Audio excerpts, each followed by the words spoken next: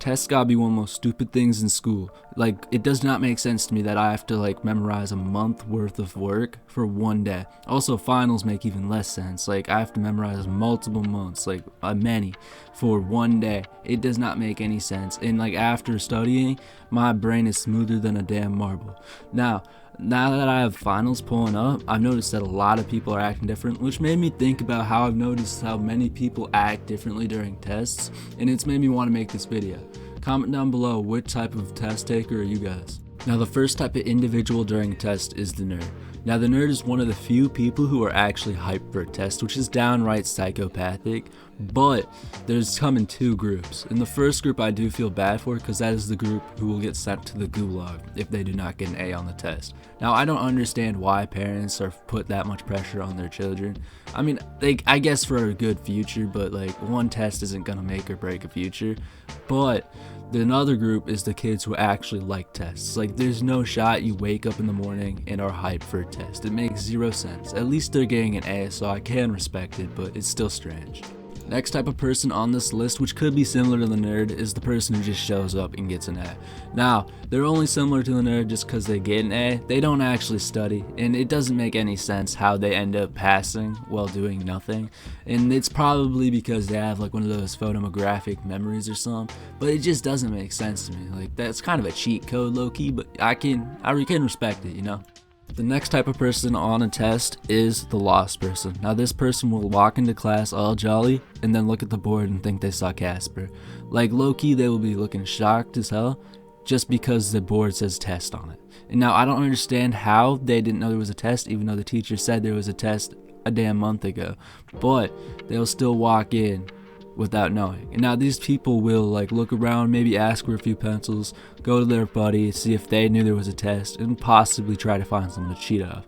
And you know, they're just struggling. Or they'll just look over the homework like once over, like that's gonna do a damn thing. We know it ain't, but you know, maybe it will. Now, the next type of individual on a test is the cheater. Now, there are two types of cheaters because the first type of cheater would rather die than study for a test, but if they did study for the test, for the amount of time that they spend trying to figure out how to cheat on a test, they would be a Harvard graduate at this point.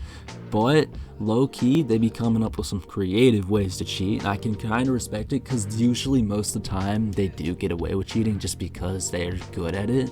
But the second type of cheater just brings down the name for all cheaters, and they're just like the people who are too stupid to cheat, you know?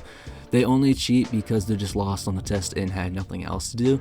But once again, they're just too stupid to cheat because like one time I saw this kid who thought he was slick with cheating with a Chromebook under the table, and then they just got caught and made the whole class restart, and it was just stupid. Like, bro was not getting away with that.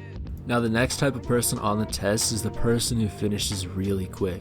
Now, there are two types of people who finish quick on the test, because the first type of person who finishes quick is the person who actually understands the test and knows they're right, so they don't like recheck over the test at all, and they just get every answer right really quick. But the second type of person who turns in the test really quick is the person who's just cooked. They do not understand anything on the test, and they understand that they don't understand anything. So they kind of just turn it in because they know damn well they will not gain anything by just staring blankly at the test for like 4 years straight. Now, after this, the next type of person is the opposite because they take forever on the test. Now, this individual is just annoying. They're a nuisance. Like, we've all been stumped on a test. I understand it, but you're not going to change your answer by looking at the same question for 30 minutes straight. Like, one time I had like a test that was like maybe 15 questions.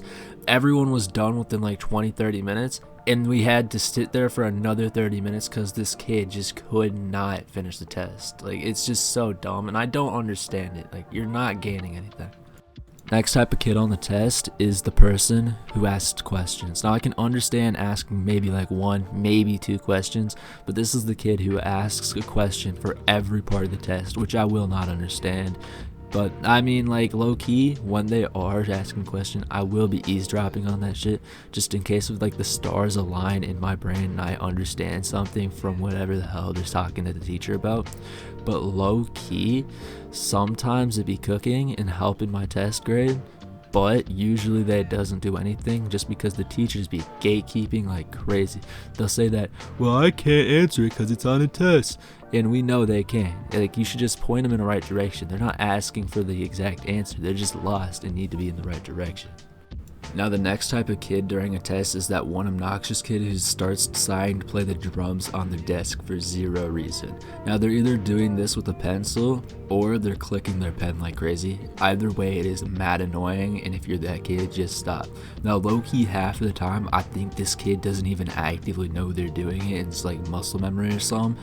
But buddy, like, you're not letting me lock in for the test, just quit it. Now, there's a second type of obnoxious kid on the test as well, which is the type of kid who decides to randomly gain like death during the test and start coughing all over the place, and like that, low key, they're kind of worrying. Like, you're not letting me lock in, and you should go and see a doctor. Like, buddy, stop coughing. Now, the last type of kid on the test is the anxious kid. Now, this kid will stay up till 4 in the morning studying for a test because they think if they fail this test, they will be living in a cardboard box for the rest of their life, which is just not how that works. But low-key, they'll be getting 2 hours of sleep and think they'll do good on a test. Like, that's just not how that works, buddy.